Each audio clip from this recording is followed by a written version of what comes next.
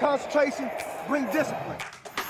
Everybody go with me. Everybody run with me. Y'all know what let's go. Let's go. Hey, let's go. Have fun. I got you today, all right? Jets on me. Jets on 3. 1, 2, 3. Yeah, let's go. Darnold steps, throws, looking for it all. Robbie Anderson, what a grab. Man, I'm healed. I ain't playing. I'm healed. Stop playing with me. Next time they run it, hey, you don't pick it. All right, don't pick it. 3rd and 3. Hodges, the touch, end zone, picked off. Marcus May steps in front. Devlin Hodges scrambling left, and he's going to be wrapped up and sacked back at the 11-yard line by Fatu Kasi. There was plenty of pressure from the rest of the Jet defensive front. The Steelers take over at their own 40-yard line. Hodges throws a deep ball, one-on-one, knocked away. Spectacular play by Marcus May. The final score here at MetLife Stadium, the Jets 16 and the Steelers 10. Go. There you go. Work. Yeah! Let's go. Eyes up. 1, 2, 3. Yeah.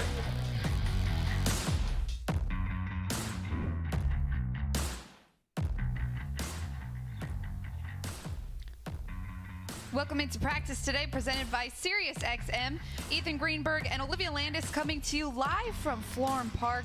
And this is going to be really our final show of the season, pretty much. Practice today presented by SiriusXM, as now we're getting a really good look at the players who are preparing for the final the final game of the season against the Buffalo Bills. They're going to head to the cold Buffalo. Actually, you're going to be there with them. Yeah, you know, when the schedule came out and you're seeing Buffalo Week 17 in Orchard Park, you're like, oh my God, that could be the blizzard that the Jets were looking for.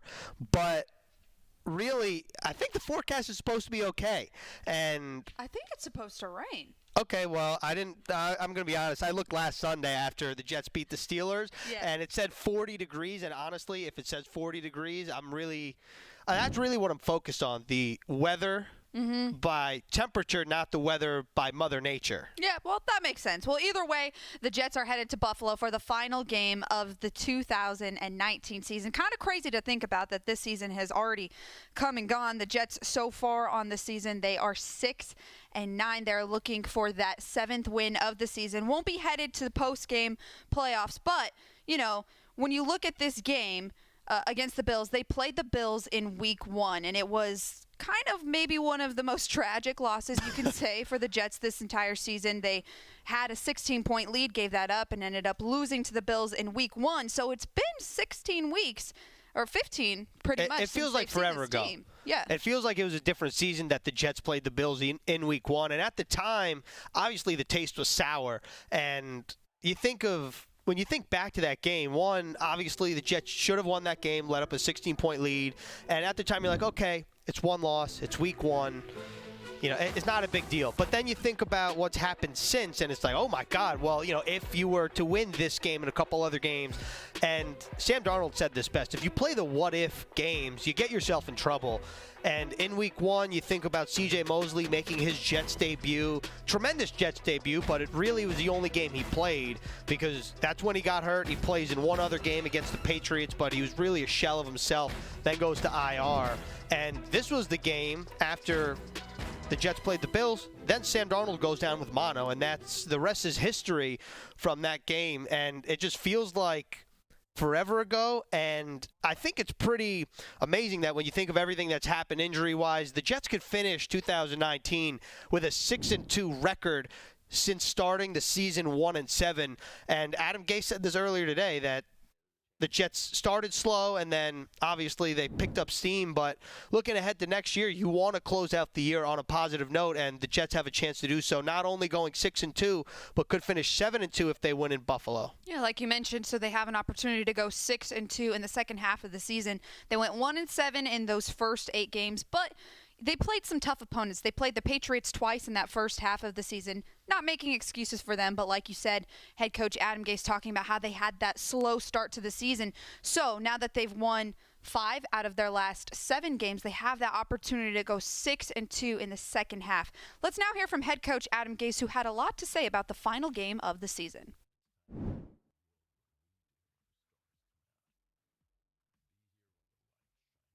Yeah, you always want to be playing another week. You know, that's the toughest part about this week. You always want to play another week. You want to get into the chance to get in the tournament and then see what happens, because once you get in there, anything can happen. You know, you've seen teams over the last decade or so that you get surprised when they kind of make a run. But, you know, we just didn't start off fast enough. You know, whatever reason that is, it's irrelevant. You know, we've played better here in the back half of the season. There's a lot better complementary football. You know, I think guys understand kind of how we want to play from week to week. Last week was a really good example. I thought the guys did a phenomenal job, you know, playing exactly the way we wanted to play against that team. And, you know, hopefully we can build off just really our experiences from this year and then kind of see how things shake out, you know, as the offseason goes. And then when we hit next spring, we can keep building off of what we did here at the back half of the season. Coach Gase talking about the Buffalo Bills and this matchup in Buffalo this week. The Buffalo Bills are a team that are, in fact, headed to the playoffs. They clinched that number 5 seed, so they will be headed to the postseason. And a big question heading into this week was whether or not the Bills were going to play a lot of their starters, because no matter if they win or lose this game against the Jets, they have already clinched that playoff spot. So, you know, when we're talking about them earlier this week, we did find out that they will be playing some of their starters for, I believe, a first few series. So that'll be good for the Jets. Yeah, so Sean McDermott, the head coach of the Bills, said that he is going to play some of their starters, going to be smart about who to play, how much to play each starter. It almost kind of feels like a preseason game. When you think, just using the Jets as an example, the Jets didn't want to put Ryan Khalil out there in the preseason because he was fresh coming out of retirement. He's an older player, and he was learning the offense, and then the Jets didn't play Le'Veon Bell. It's almost like that. Like, how much of each starter will play for the Buffalo Bills, I think that's to be determined. But I can tell you one thing. Jamal Adams very excited about that, and we can talk about him later. But to your point, the Jets are locked in the Bills are locked in at the 5 seed, win or loss. If they win by $1 million, if they lose by $1 million, does not matter. They're the 5 seed going into the postseason.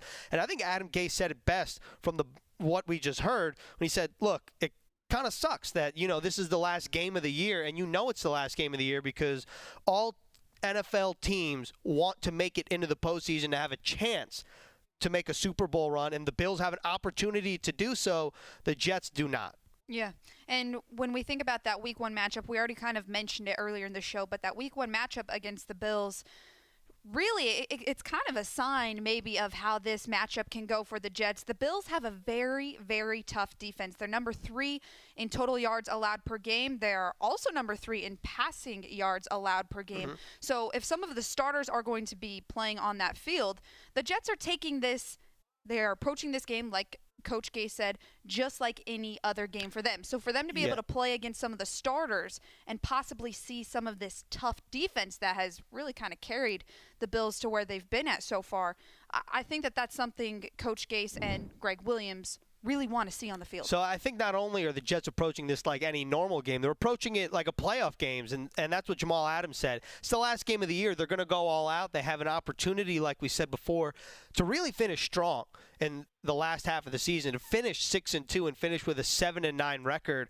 And for Sam Darnold, this is a tough defense, and you saw that in Week 1, and you know, Week 1 in the beginning of the season is kind of a crapshoot. Adam Gase said that earlier in the year, that you don't really know what teams are going to do because each team is different from year to year, even though a lot of the Bills' defensive staff remains the same. You think about defensive coordinator Leslie Frazier. He likes to do a lot of zone defenses, and really what stands out to me when you hear about this Bills defense, they're going to do what they're going to do, and if you can beat them, that's great. If not, then we'll go from there, and then they'll adjust. But they have some great players like Tre'Davious White in the secondary, and Tremaine Edmonds, who's like a 21-year-old linebacker who's a first-round pick last year. This is a tough test for Sam Darnold if they play. I don't think they're going to play the whole game, but however long the starters are going to play, it's going to be a tough test. And Darnold, just on a historical note, is only 2 touchdowns shy of Joe Namath for most touchdown passes in the first 2 seasons. Darnold has 35, Namath has 37, but you know, Joe Namath only played in 14-game seasons. Sam Darnold missed some action in both his rookie year and this year, so we'll call it even. But like you said, I'm just excited to see what happens because it means nothing for the Jets, but I think it's a testament of the team's character. Let's dive a little bit deeper into quarterback Sam Darnold. Coming off of a big win against the Pittsburgh Steelers, they had an opportunity to play spoiler against that team. Sam Darnold went 16 for 26, 183 yards, and 1 touchdown. A lot of people after the game said this was a little bit of a sloppy win on the offensive side of the ball, but nonetheless, it's still a win. So Sam Darnold still coming off a pretty solid performance against the Steelers. He's going to look to have another one of those kind of games against the Bills. So Darnold called that game a dogfight, and that's really what it was. I know we talked about this. The Steelers might not look like the same team on paper that they were last year, but they're a tough team. They're 8-6 at the time that the Jets played them. They were the number 6 seed in the AFC, and they had the number 5 passing defense. And Sam Darnold and the Jets offense really started out quickly, and you think about the touchdown pass. Great catch by Robbie Anderson. Tremendous catch. But really, after the game, you heard, okay, well, how do you think Sam played? Talking to Coach Gase, and Gase said he executed the game plan exactly how we wanted him to. And not only did he do that, but really the team executed the game plan as a whole. And so I think that maybe in the eyes of some, you think, oh, well, if the Jets beat a Steelers team with Devlin Hodges and Mason Rudolph, and then back to Devlin Hodges, and James Conner got hurt, and it really doesn't matter because when you look at who the Steelers are, they're still a playoff team when the Jets played them. And I think that Darnold did a good job of executing the game plan. I think that Adam Gase would like to see more of that in Buffalo this weekend. Well, let's hear more about quarterback Sam Darnold. Chad Pennington and our very own Eric Allen had more to expand on him. Let's go to them now. Chad, it has been an up and down year for Sam Darnold. It will end Sunday in Buffalo. What do you think about Sam from week 1 against the Bills, and now here he is ending his second professional season, week 17 in Western New York? Well, Eric, although we would say that it has been up and down, I do believe that there has been considerable improvement. And where earlier in the year you probably would see 4 to 5 decisions that you would question, now you're only seeing 1 to 2 decisions that we're questioning. Remember, he's 22 years old. This is his second year being an NFL quarterback. So I think as fans, we should be happy with his progress, and we hope to see that progress continue in Buffalo.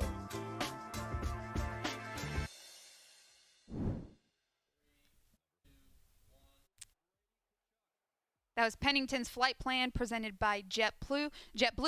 Chad Pennington and Eric Allen talking about quarterback Sam Darnold. And something interesting that Chad Pennington was saying was really his age, Sam Darnold. He said in the first half of the season, you saw a lot more mistakes, like 5, 6 per game. He said now they're slowly starting to minimize down to 1 or 2 mistakes per game. And again, he's a very young quarterback, so he says a lot of potential there. Right. Pennington hit the nail on the head. 22 years old Sam Darnold is, and I think a lot of people think what I'm about to say sounds like an excuse. It's first year in the system. He's 22 years old. And I just think that there's so much room for Sam Darnold to grow. And really, when he got sick with mono, it stunted his growth within the offense and the team. And everything changed after the Jaguars game when Sam Darnold went to Adam Gase and he said, listen, this is what I like. This is what I don't like. This is how I think we can be successful. And that's really when the playbook opened up for Sam Darnold, and you saw this offense starting to click. And you'd hope that as you've seen Darnold's progression from week 1 till present, the same will happen and more growth he'll undergo more growth within Adam Gase's system in the offseason, because he'll have a full offseason to learn an offense he already knows. Last year, Jeremy Bates was the offensive coordinator. Then in comes Adam Gase. Then it's a new offense. So hopefully next year, he's 23 years old at the time in week 1, he'll come out slinging. One of Sam Darnold's favorite targets, you could possibly argue, besides Jamison Crowder, is wide receiver Robbie Anderson. He's in his 4th season with the Jets. He actually, post-game versus the Steelers, was talking about how one of the biggest things is how him and Darnold's chemistry has really grown. You mentioned it being the first year in this offensive system. Even Robbie himself talked about that post-Steelers game about how, it's taken up until, maybe this point for them to finally really feel comfortable in this first year in this offensive system and for them to establish that chemistry. We said it earlier, he had that amazing catch versus the Steelers. He now is tied for the team most 5 touchdowns with tight end Ryan Griffin, who, of course, is on IR, and then Jamison Crowder as well. Right. Well, I think what stands out about Robbie's touchdown catch, obviously it was a superb catch, but really the trust in which Darnold put in Anderson to go up and get that ball. It was 3rd down. Robbie was in double coverage, and Sam Darnold still fired it. It was a phenomenal throw.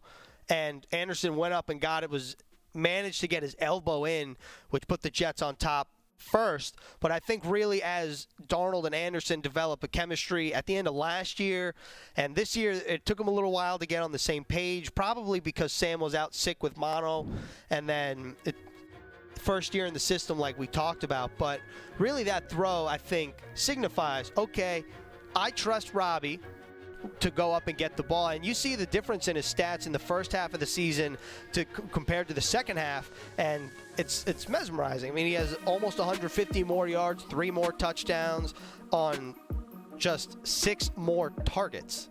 It's a pretty big difference. Yeah, I mean, he's caught fire in the second half of the season, at least comparatively to his first half. Yeah, and we mentioned another wide receiver, Jamison Crowder, who has also been one of Sam Darnold's favorite targets this season, leads the team in receptions right now. Robbie Anderson just a few yards actually behind him after that Steelers game. But 2 really popular targets for Darnold, and like Chad Pennington was saying, he's only going to continue to progress throughout his entire career. And this might seem like a sour note, but this could be Robbie Anderson's last game as a Jet. We don't know. He's a free agent in March. I think that a lot of fans want to see him back, which is funny because I don't know about you, Liv, but at the trade deadline, felt like a lot of Jets Twitter was saying, just get what you can for him. Just get what you can get for Robbie Anderson from a draft capital standpoint. And now it's like, don't let him leave the building. He's Sam's favorite target. He's developing as a receiver. He's going more underneath. He's catching contested balls. Like, to me, it seems like Robbie Anderson's really picked up. And what's crazy to me, or not crazy, but Robbie said this a couple weeks ago. He said, look, I'm a number 1 receiver when I'm playing with my quarterback, who's the starter. He hasn't done that a lot throughout his career. Yeah. And when I get targets, it just hasn't happened. And I think over the course of the last 8 games or so, it started to happen, and you started to see what he can do. Yeah, absolutely. And I think it's a good point when you talked about him having different quarterbacks so far throughout his entire career, really, with the Jets. And now he's finally, like we said, starting to establish that rhythm with quarterback Sam Darnold. So good things to see, hopefully good things to come for wide receiver Robbie Anderson. Let's move to the other side of the ball. Safety Jamal Adams. We talked about him last week. He was announced that he's going to his 2nd Pro Bowl. He's a player who missed, before the Steelers game, he missed the previous 2 games due to that ankle and foot injury that he was dealing with. He was limited in yesterday's practice. However, Gase did mention, no setbacks. We're just trying to be precautionary. But he is a person who we already said very excited that the Bills are going to be playing some of their starters. Yeah, he's all signs go. I mean, I think the limited in practice is just a precaution. He was limited last week, and he played. I think the same will be for Sunday. And Adams on a conference call this week, he said, look, we're hunting after the Bills. This is our last game of the season. Doesn't matter about Buffalo and their postseason. He's like, yeah, I'm glad they're starting their starters. I want some action. Yeah. Jamal Adams is probably the most competitive player on this team, and you know that he's going to want to, one, give some payback for week 1. 2, it's an AFC East game in week 17. Of course you're going to want to give it to him a little bit. And we saw the stats on the screen a minute ago. I mean, he leads the defense in pretty much every category. Yeah. I think it might be difficult for him to tie Adrian Wilson's sack record. Needs 1.5 to tie, 2 to break. He didn't get one last week against the Steelers, but maybe Greg Williams will send him on the blitz a couple extra times. But I'd like him to break the record. I mean, of course I would too. And but it's going to be hard. It is going to be tough. 1.5 sacks. But I mean, not that I'm giving him any leeway. But if the Bills end up taking out some of their starters after a few series in that game, it might make his chances a little bit higher. I don't know. I agree. I would just be worried maybe the Bills would run the ball a lot then if they're But I don't know. I think also Matt Barkley, who's Josh Allen's backup, he torched the Jets last year, and the Jets are going to want to give some payback because Matt Barkley came into MetLife Stadium and lit that defense up last year. Granted, it was a different coach, different system, everything of that nature, but this is not just Week 17 lollipop game. Jets are coming after the Bills. Jamal Adams obviously has had such a strong season so far this year, but he's not the only safety on the field that has done well. Marcus May actually spoke to Eric Allen earlier this week and talked about the season he has had. Let's hear from them now. Well, actually, Marcus May, we're looking at the graphic right now, 57 tackles, 6 pass defenses. Really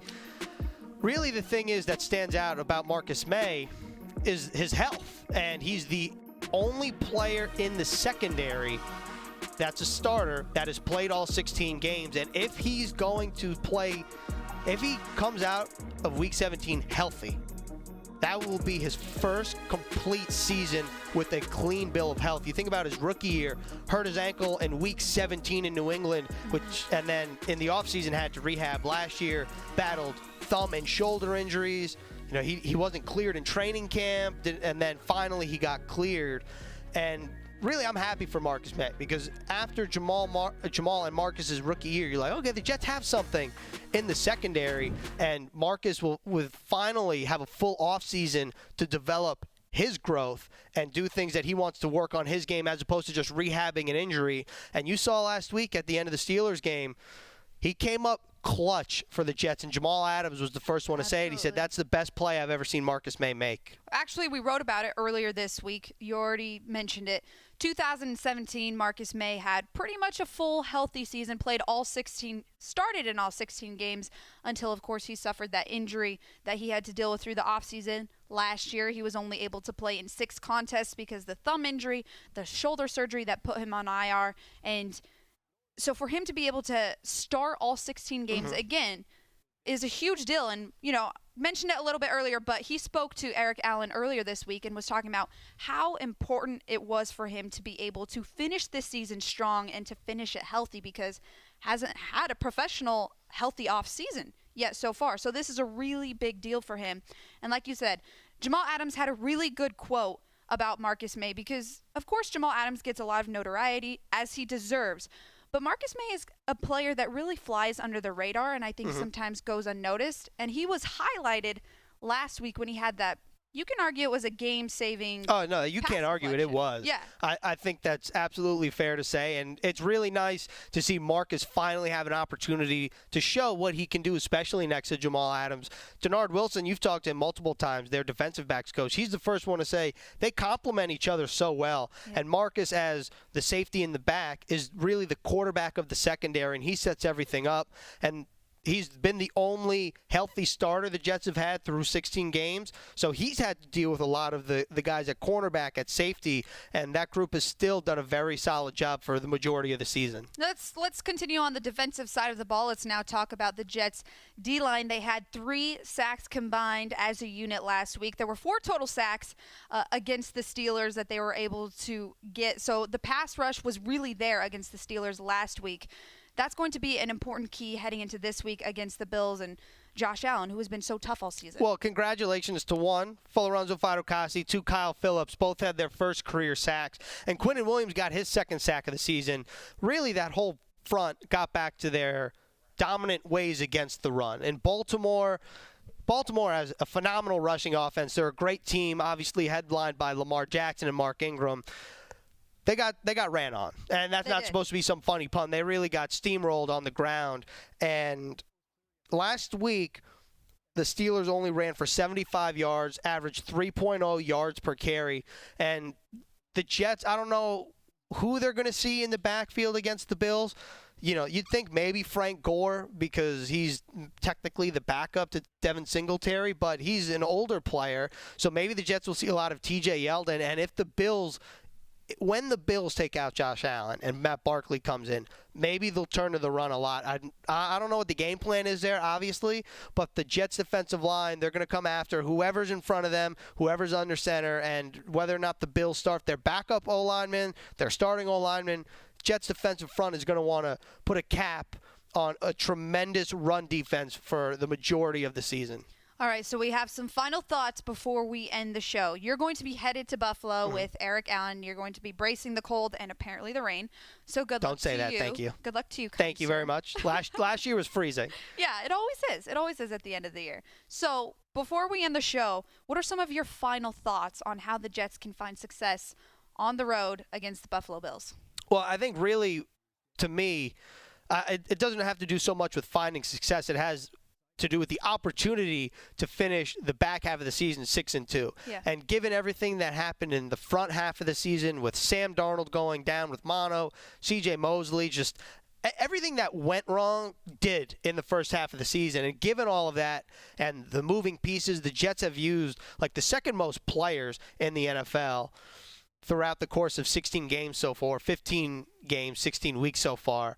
And to finish the back half of the season 6-2 would be a tremendous feat, and in order to do so, I think they just have to execute their game plan, and the Bills will play their backups at some point, so I think the Jets should have a very good opportunity to win, and the Jets are coming into this game with their hair on fire. I mean, you get a sense listening to these guys in the locker room, they're excited to play against the Bills starters, and then when they get pulled, meaning the Bills starters, they're not stopping. The Jets are not going to stop. They're going to do all they can to finish the season 7-9, and they don't care about where they finish in the draft order, and that's not a thought on their mind. They're coming after the Bills. They're gonna do what they have to do to win this game. Like Adam Gase said, hopefully they will be able to build off of some of the success that they had on the later half of the season and take it into next year. But that's all we have for you today on Practice Today, presented by SiriusXM. Like I already mentioned, Eric Allen, Ethan Greenberg, they will be traveling to Buffalo. You can watch them on Pregame Central, presented by Pepsi at 11 a.m. before kickoff. But before we end the show, we wanted to wish you guys happy holidays. We're going to go inside the locker room and see what Sam Darnold's teammates would get him for Christmas. I don't know. Maybe I'll get him, maybe I'll sign my own jersey and give it to him.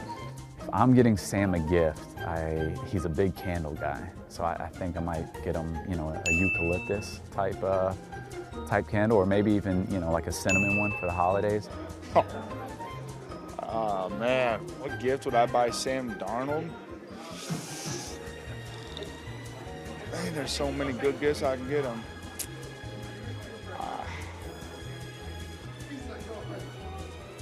Get him a new thumb. Well, I would invest in a dance instructor for him. Because I've seen a couple of his dance moves. I've seen him kind of, try to Millie Rock stuff in the locker room, and it's just not cutting it. If I were to get anything for my teammates, probably a couple courtside seats with some of my teammates. I think that'd be fun. Do a Knicks game or a Nets game, doesn't matter.